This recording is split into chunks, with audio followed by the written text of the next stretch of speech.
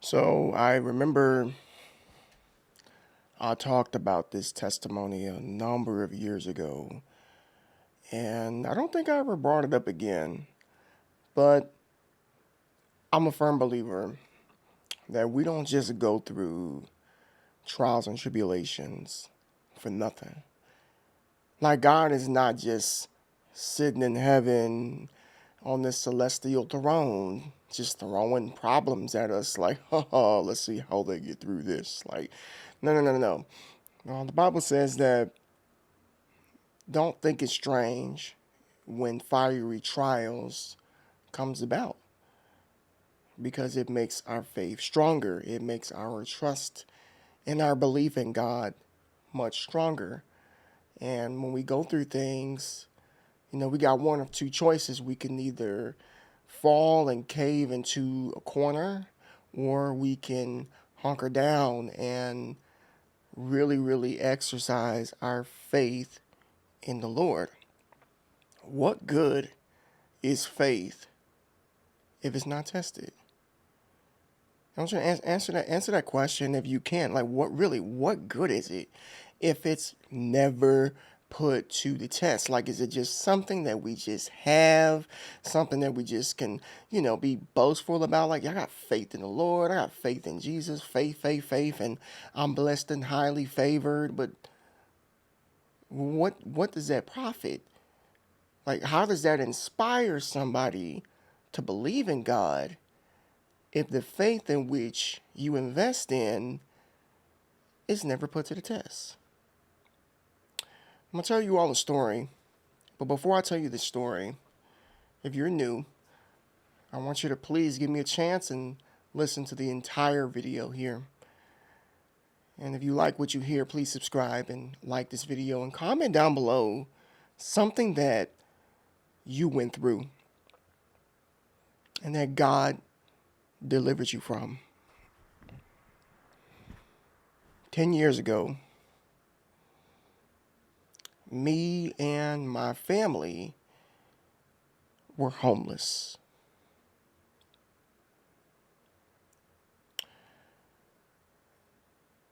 It was a day that I came home from work. I remember, I think it was on a Thursday. And the forecast said, hey, it was going to rain. We were going to get this system that came about.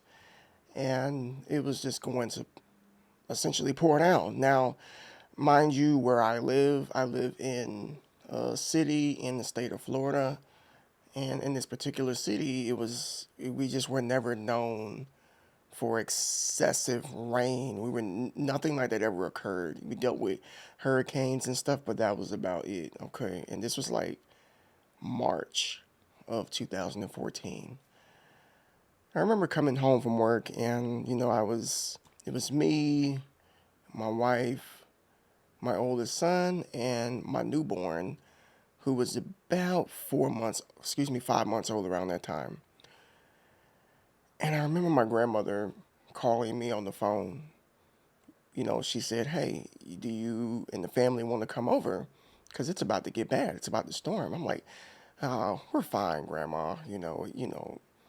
Grandparents worried about every little thing that you do. So it began to rain. And it rained and it rained. We were living in an apartment complex. And just to kind of give you a brief description, like when you turn off the road into the apartment complex, it was a dip, like a bowl almost, right? Like a dip. And we lived not near the back, but right in the center of that dip. So I remember that we had been living there for 2 years at this time. Never had any problems, never had any issues whatsoever. So it started raining. We didn't think anything of it. We were watching TV that night. And I remember that we all fell asleep in their living room. And I woke up at about maybe 3:30 a.m. the next morning, to noise. And it was like car alarm, And I'm listening, and you know when you hear the sound of your car alarm, like you can hear lots of alarms, but you know the sound of your car alarm. So it sounded like my wife's car at the time, her car alarm. So I get up, and we lived upstairs, by the way, in this apartment complex. So we get up, I get up, and I look out of the window. I could not believe my eyes. The complex had flooded. Now, Weather Channel had said that we were under a flash flood warning, but I'm not gonna lie to you, we just never took things like that seriously. We just never did. And we just, okay, we always get flash flood watches, flash flood warnings. This is not new. This is, but, so that happened. And the water was like up to about where the middle of the door on both cars, like me and my wife have separate cars. It was up to the side of my door and the side of her door. So at this point there is water in the vehicle, 100%. And I'm sitting there watching the water just continue to rise as time goes on. Now, mind you, at this time, I was a Christian, like born again, for 2 years. 2 years. I got saved in 2012. And this was around the time I was on fire for God. Like, really, really, really on fire for the Lord. So I'm looking at the car, and I run to my bedroom, and I just begin to, like, cry out to God, like, start praying. And I'm like, why is this happening? Like, why? Why? Like, what's going on? Like, why is this occurring? Like, why? Why? Why? Like, have you ever been in a situation that you just ask God, why? Like, why did you let this happen to me? I thought that I was your child. I thought that I was, you know, good. I mean, I didn't understand at the time. So it kept raining and it kept raining and it just seemed like it didn't want to stop. And the water eventually got so high that it covered the hood of both of our vehicles. So around this time, we didn't have a ton of money at all. And so many things are going through my mind at the time. I'm thinking about how am I going to get to work? How am I get my kids to school? How are we going to get to the grocery store? What's going to become of our vehicles? So maybe about 9 or 10 a.m., that morning, the water began to subside. It started to go away. And however that happened, I can't remember, but it didn't sit. I guess they had some emergency vehicles out there. I guess they were pumping water out of the complex. Some of it probably ended up going in the storm drain, which I thought was completely full. But what I had completely forgot is that my complex was right next door to this river that was in the woods that you really couldn't see unless you went deep into the woods. So, as the water subsides, me and my wife and other tenants around, we begin to assess the damage. Our neighbors that were below us took damage, of course. We didn't take any damage inside. The only thing that was damaged was our vehicles. So there was a young lady and her son that lived right under us. So the water came inside and messed up everything. And then there was a gentleman that stayed at the other complex downstairs who used to hoard a bunch of different stuff, a bunch of different movies and books and things of that nature. So we go out and, I'm keeping it together at this time. Like, I'm not angry. I mean, what is the point of getting angry at this point? I think that my faith was so powerful at that time period in my life that I was just really believing that God had a plan. Like, if you brought us here, then there's going to be like, you got a solution. I'm sure you do. So I get in my car and I try to crank it up, and it didn't. Nothing happened. So I'm like, I mean, it's not a boat. So what what do we expect, right? And then, of course, I tried my wife's car, and that didn't happen either. So someone asked me for help that was a little bit further down near the townhouses, and I began to walk near the end of the complex, and he's like, "Hey, I need help. I got stuff in here that I cannot move, and we can't get to certain parts of our home." So I come inside of this person's home, and I move this refrigerator, that was just lodged into the wall. Just imagine going through something like this, and then you're thinking of other people, you know. So I go inside and I help him move stuff out of the way. And in his complex, he had upstairs. Like I said, they lived in a townhouse. We lived in the apartment complex, so they had stairs in their home. I kid you not. The water at that part of the complex got up to about 8 feet. 8 feet. That is deep enough to drown anybody. And if they didn't go upstairs, they would have died. They would have died if they not went upstairs.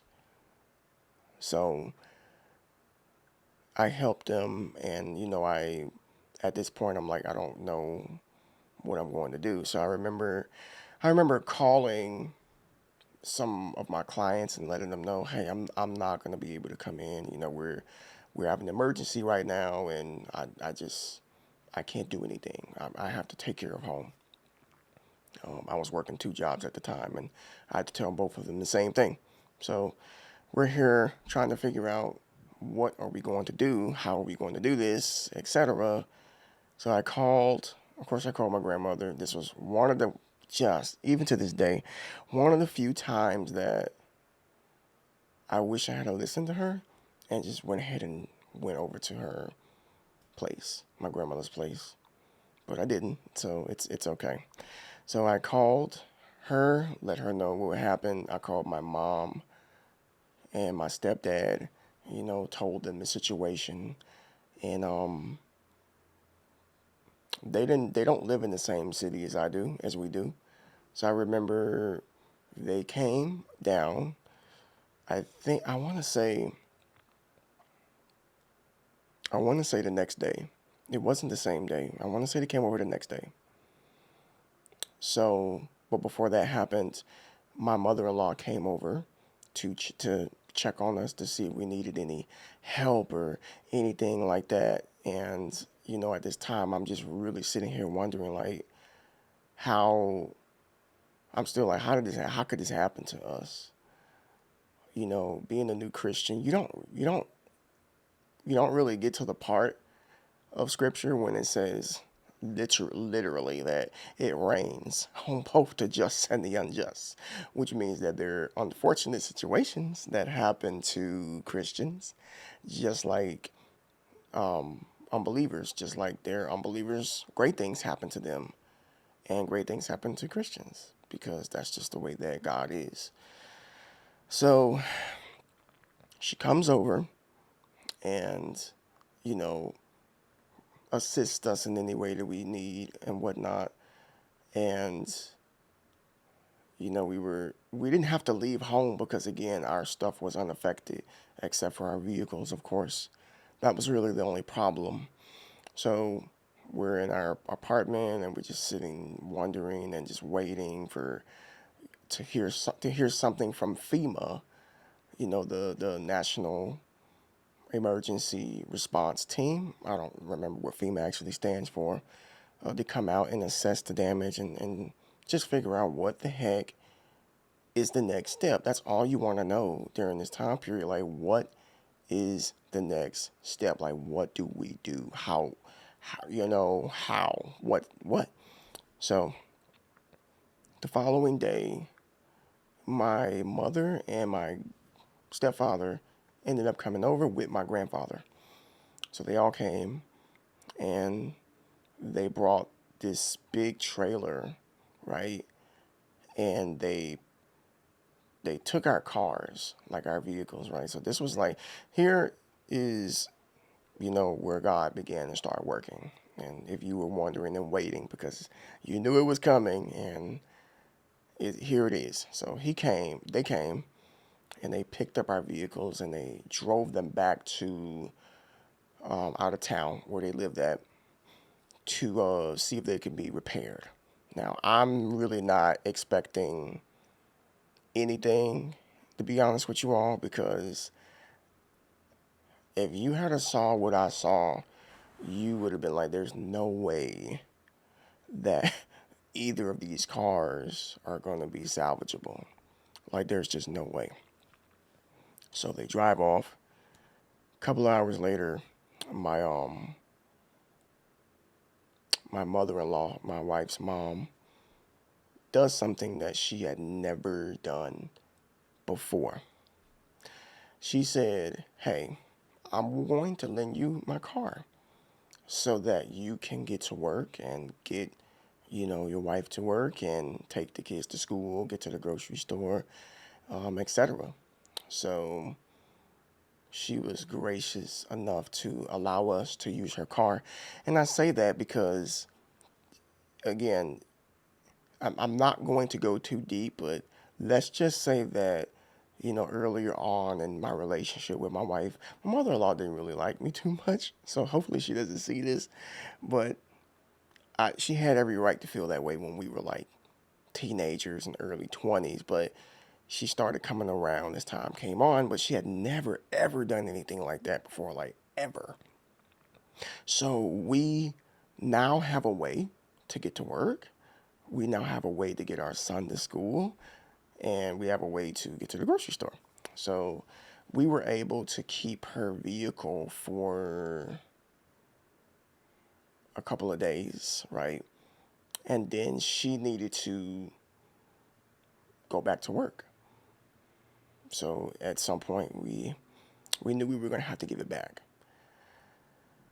So let's go back to the apartment complex before we give the car back.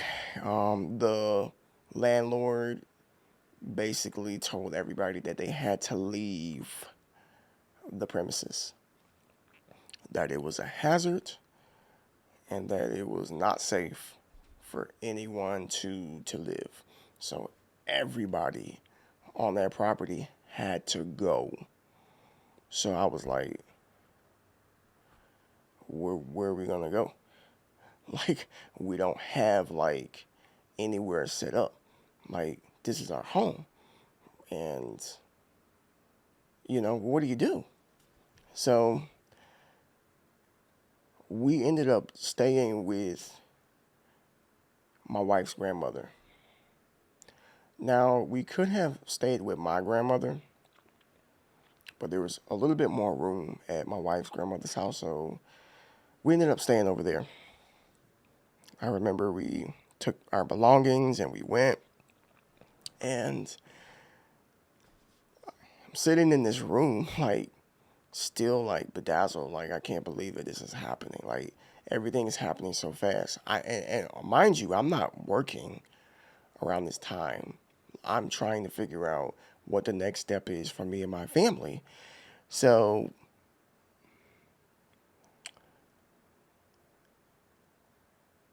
we give the car back, and I'm like, okay, so I'm looking in the phone book or, whatever on the phone at rental cars to see how much would it cost to rent a car for like a week, because again,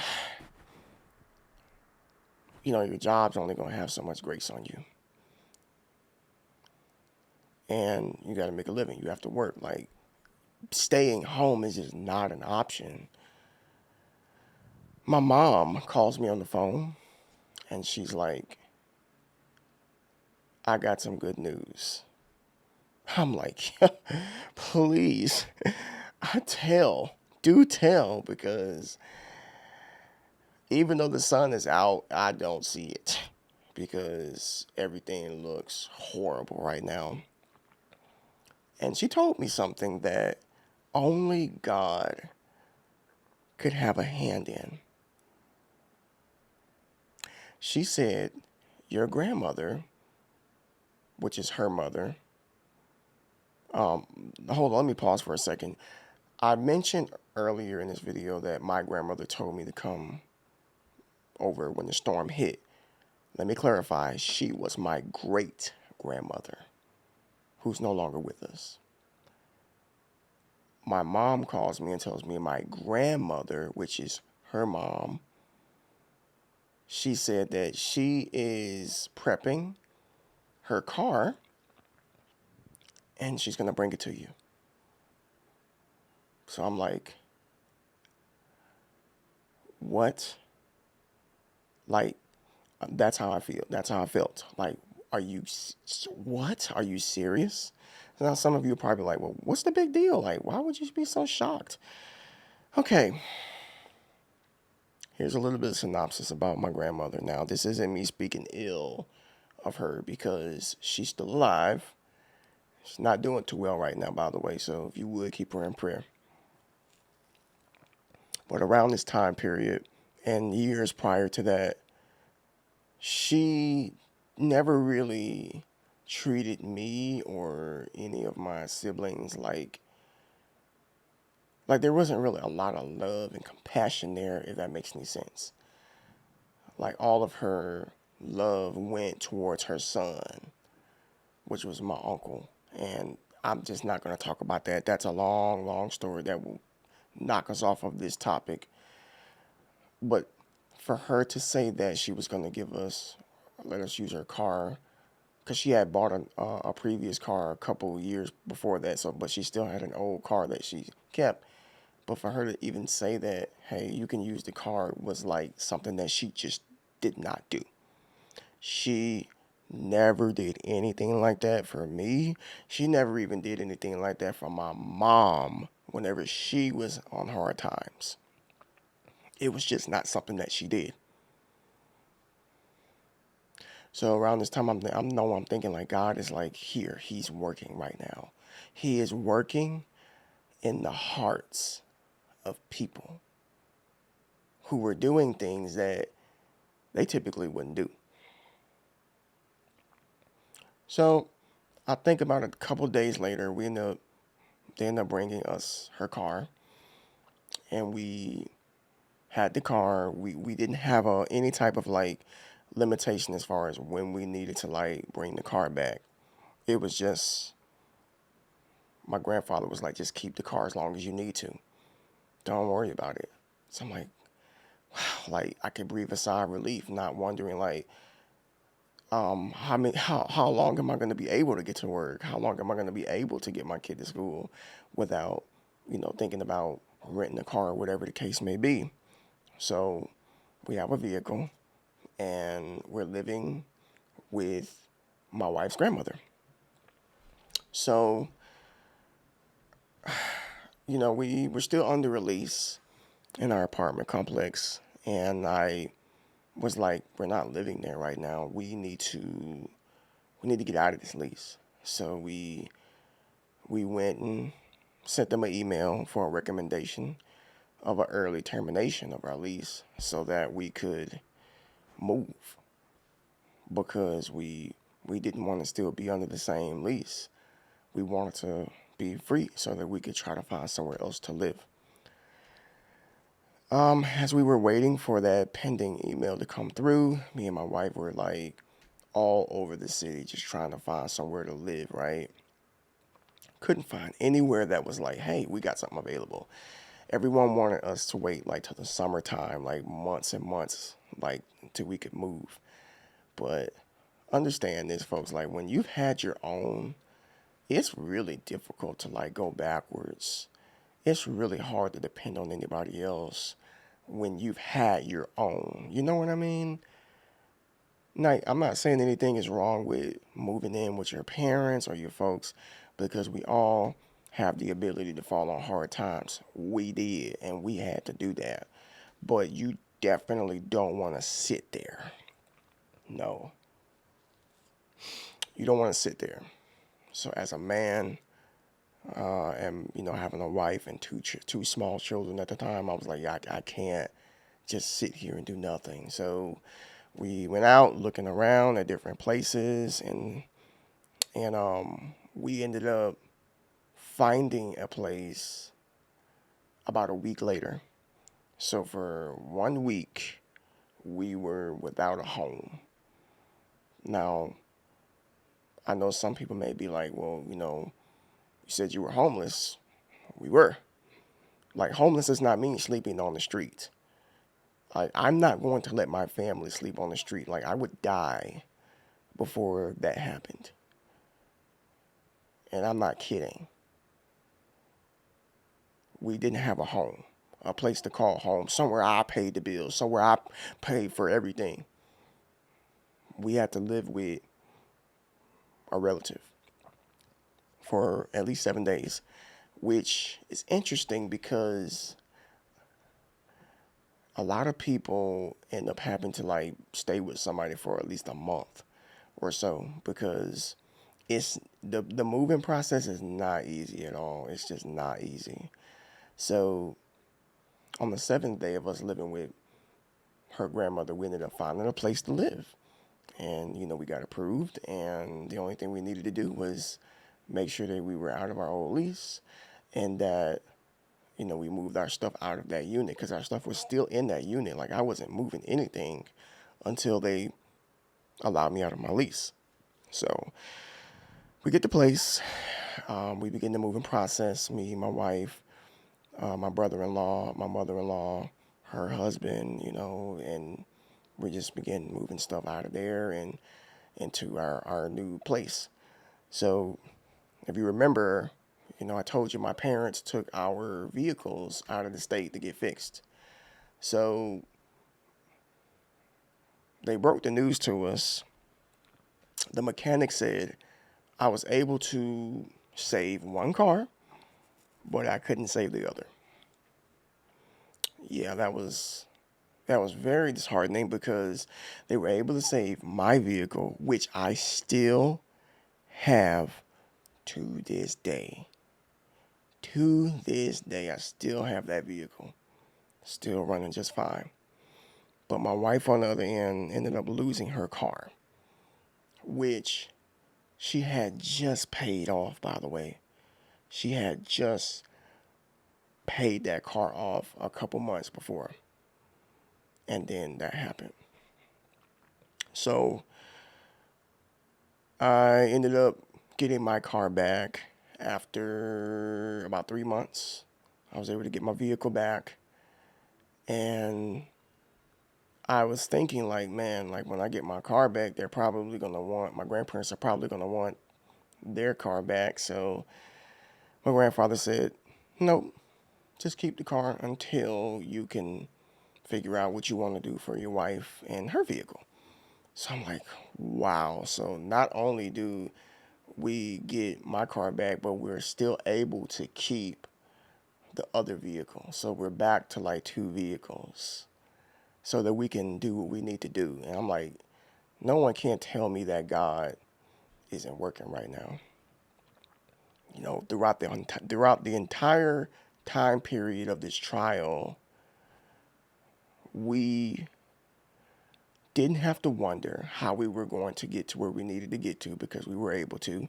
He ended up utilizing people that we didn't think he would utilize to bless us and to get us, to from place to place.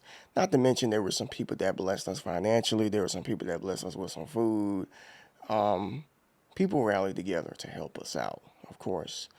So we have two vehicles at this time. We've moved into our apartment and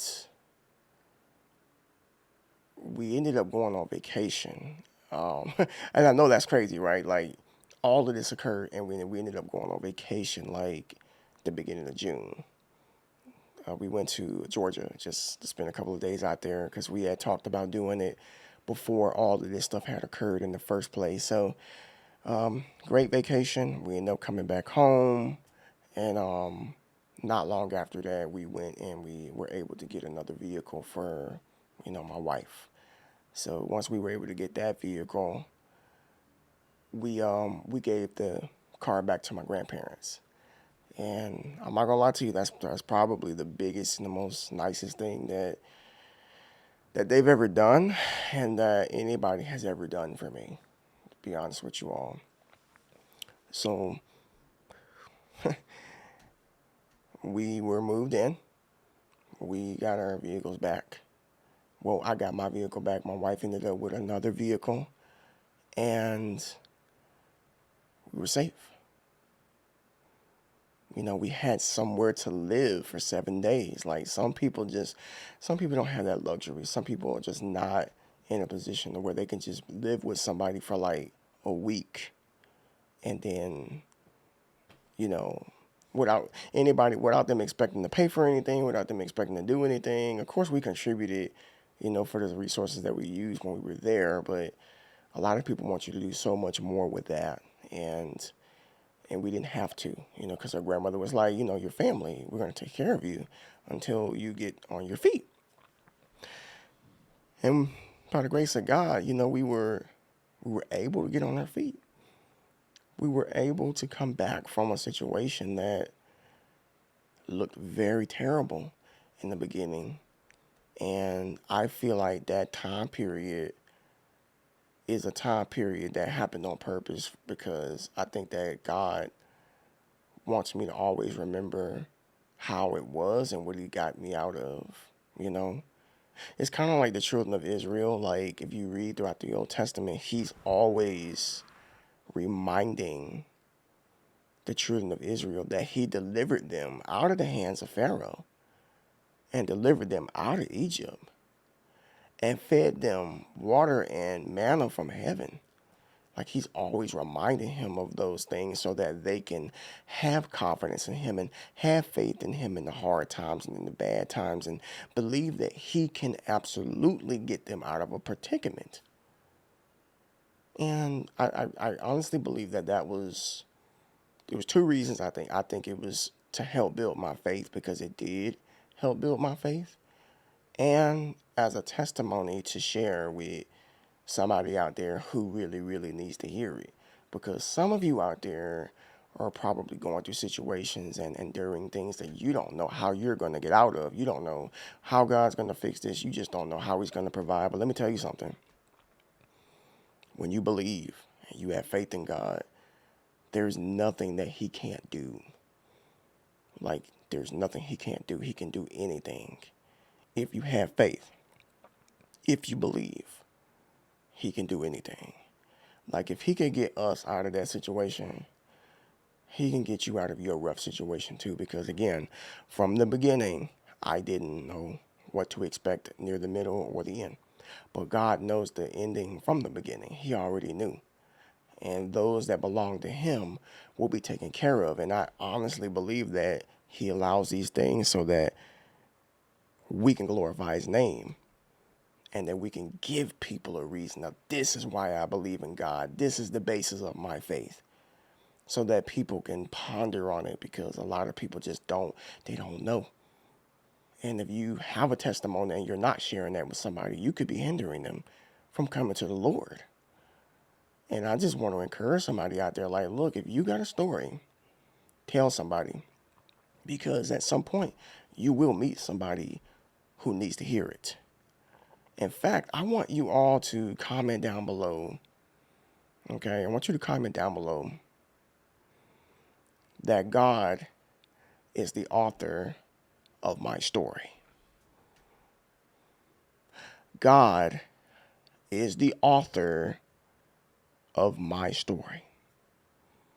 You know what that means? It means that if he began it, he knows how it ends. Chapter after chapter, page after page, he is in control and he has written it. And if we have faith and God to save our souls for salvation, we need to have faith that day by day that he's going to meet our needs and protect us and get us to where we need to be, regardless of how it looks. The Bible says to walk by faith and not by sight. We got to stop going off of how we feel and what God said. We got to stop going off of what we see, right? And what God says he's going to do. Everything isn't physical. Everything isn't based on what we hear, but it's about what God said. Because if he said it, it's going to happen. If he said he's going to take care of you, who is he to not take care of you? And God is not a liar. He's going to keep his end of the deal. He is a good father. He's been very good to me. Do I still come through situations that make me wonder? Yeah, of course. But I tell you this, I'll never forget that story. I'll never forget that, not story, but that experience that me and my family went through with that flood. I'll never forget it. So, well, I hope that this message encouraged somebody out there. And hopefully, if you're going through a storm right now, that God finishes your story, as I know that he will. If you look for him to do it and put your trust in him, he's going to lead you to right where you need to go. All right. So remember, down in the comment section, God is the author of my story. If you're new, subscribe to the channel. God bless you all. See you in the next one. Peace.